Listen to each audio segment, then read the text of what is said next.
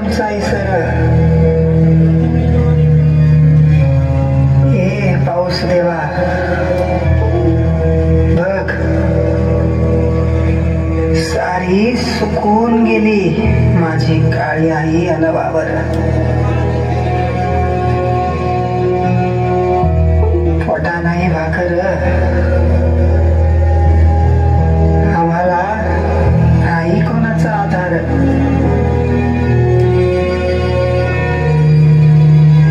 चालू या निराधार.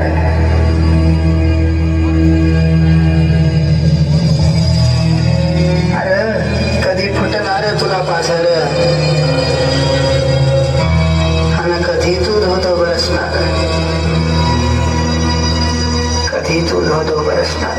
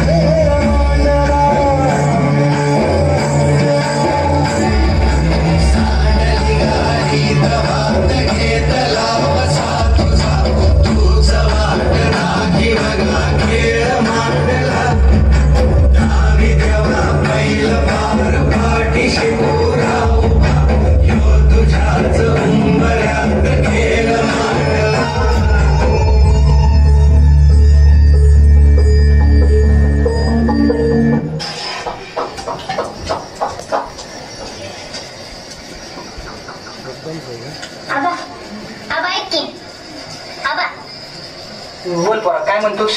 आबा माझा वाढदिवसाला 2 दिवसावर, तर मला गोष्ट पाहिजे. तू म्हटलेला देणार म्हणून. आबा मला बी पाहिजे. ए चिमणे, काय ग तुझं मध्ये मध्ये गबस मागा. बर बर, काय पाहिजे तुला? ते सांगेन नंतर मी, पण तुम्ही देणार ना? हा दिन बाबा. तू बसली काय जाते या होय म्हणा या. आलाय मोठा जहागीरदार, तिथं घरात खायला दाना नाही आणि म्हणतोय गोष्ट दे तू वाढदिवसाला. गे पोराला पटापटा झोपावर.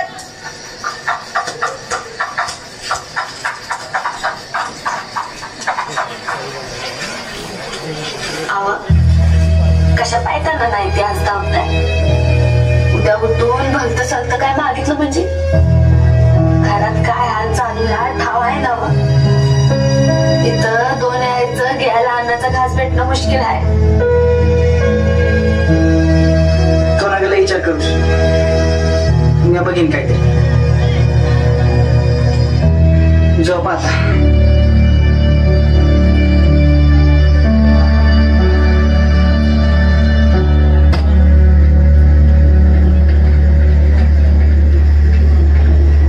आपल्या वाडीतला गणप्या ना तरी पाळव झाडाला 500 घेतले. तुला कळलं का रे? काय मला कालच कळलं या. लय मंगळ झालं गड्या. तू काय कुठं होता एवढे दिवस? काय मग घे तुझं बाय.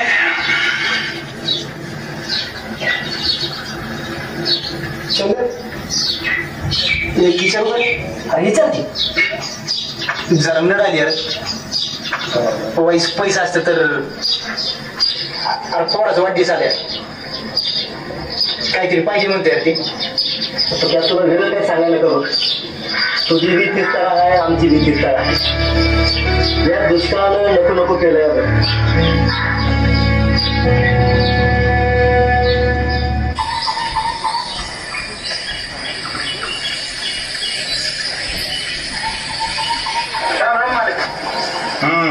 बोला. लेकरा बाळाची लय हाल चालली तिची. 2 खायला सुद्धा भेटत नाही ती. पैसे मिळाला असतील तर लय मदत झाली असती त्याची. अरे सुकाळीच्या तुझं आधीचं कर्ज फेड पाहिलं ते कोण तुझा बा देणार आहे. चल एक मला काय थोडं बघा काय ते बघा थोडं सर माग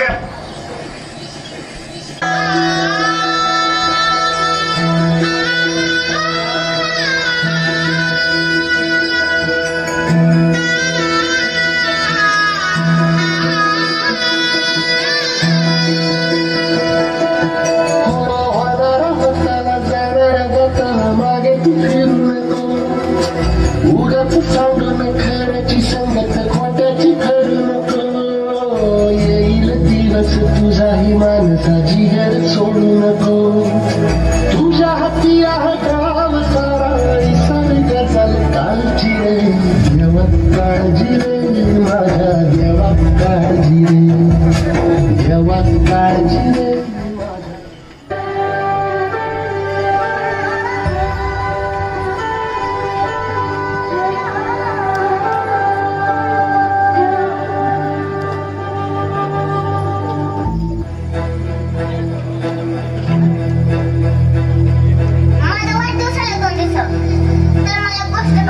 तुझं आधीचं कर्ज फेड पाहिलं ते कोण तुझा बा देणार आहे.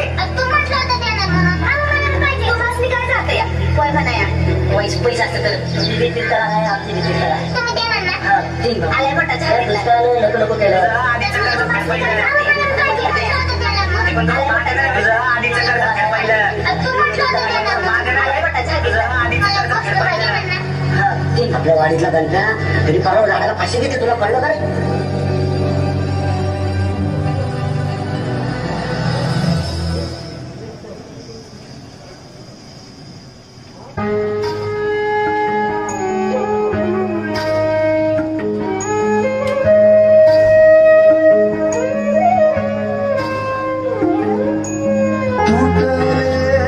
सारे आधार जन्म सारा झाला बेजार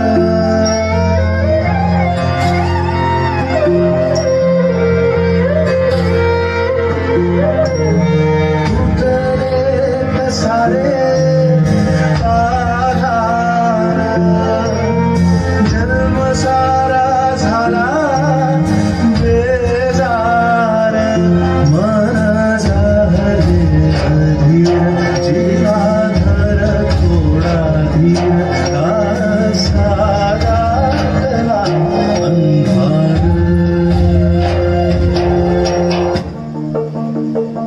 माझ्या जाण्यानं तुमची आबाळ काय कमी व्हायची नाही ती पण तुमची साऱ्यांची दैना म्या माझ्या उघड्या डोळ्यानं पाहू नाही शकत.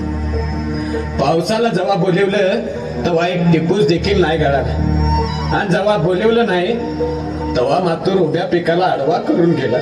म्या तरी काय करू माझे बाई म्या भित्रा नाही गे पण आपल्या मुलाबाळांची माझ्या म्हाताऱ्याची तुझे आणि आपल्या गोट्यातल्या लाडक्या जनावरांची भुकेनं झालेली फरफट मला बघवत नाही. माझ्या पावलाच्या आवाजाने माझी लाडकी जनावर उभा राहून आंबरायला लागायची का तर आपल्या धन्यानं आज तरी हिरवा चारा आणला असेल म्हणून. तर मला रिकामा बघताच ती मुख्य जनावर गप गुमान बसायची. अगं माझ्या मुख्य जनावरांना या अभागी शेतकऱ्याची अवस्था कळाली पण या निर्दयी शासनाला काय बी नाही कळत.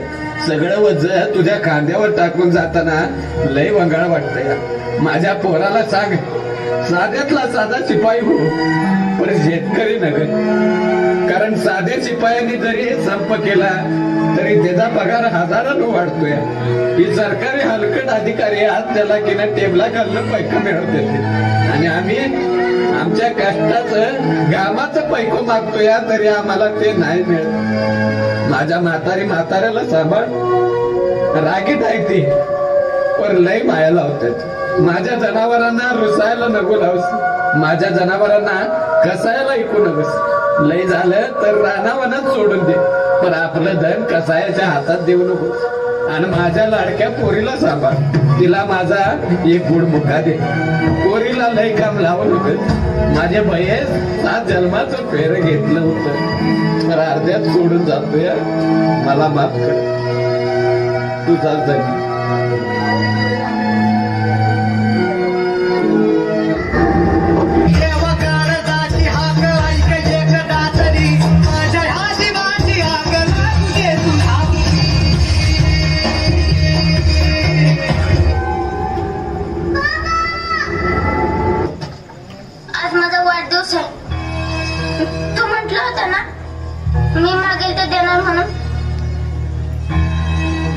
मला पाहिजे. नक्की ना? बघा बा, मला तुझ्याकडनं एक वचन पाहिजे. किती बी काय बी झालं, कसली बी परिस्थिती असली तरी मी तो वंगण म्हणत आणायचं नाही. त्या सूर्याच्या बळासारखं झाडाला टाक येऊ द्यायचं नाही. मी तुला कधी बी काय मागणार नाही. हे चिमणी मी तुला काय मागणार नाही. आम्हाला फक्त तू पाहिजे. आम्ही सगळं तुझ्यासोबत आहोत.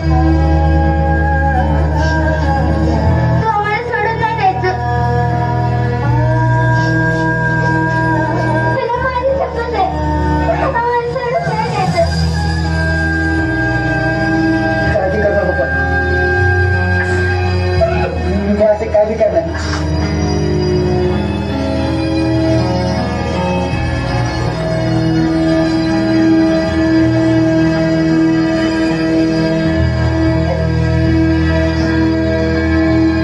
मी तयार आहे. तुम्हीच आम्हाला सांगा आम्ही जगायचं का नाही ते. सरकार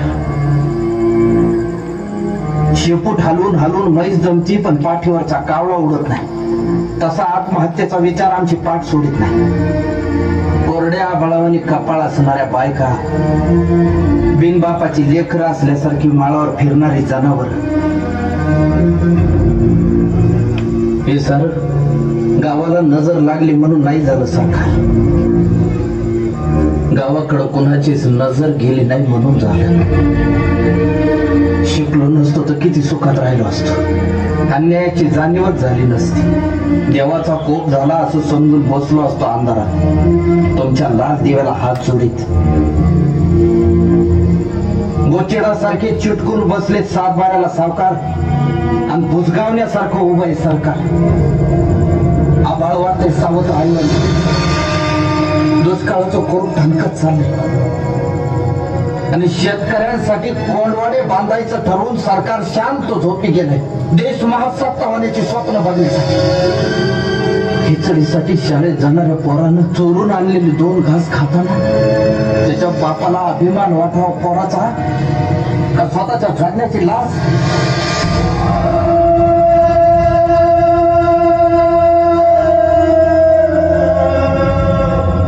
अजून अंत पाहू नका सरकार. शेताचा मसरवाटा झालेला आहे. ज्या दिवशी शेतमालाला भाव मिळत नाही म्हणून उभा पीक जाळतो आम्ही, त्या दिवशी तुमच्या नावानं सुतकच पाळतो आम्ही.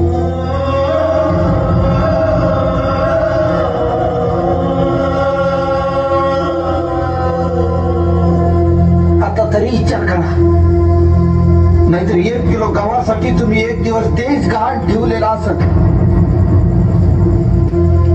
आत्महत्या आणि हिंसा हे कुठल्याही प्रश्नाचं उत्तर नाही. समाज व प्रस्थापितांनी आणि प्रामुख्याने शासनानं शेतकऱ्यांचं दुःख समजून घ्यावं व माणूस म्हणून त्यांचं जगणं मान्य करावं ही माफक अपेक्षा.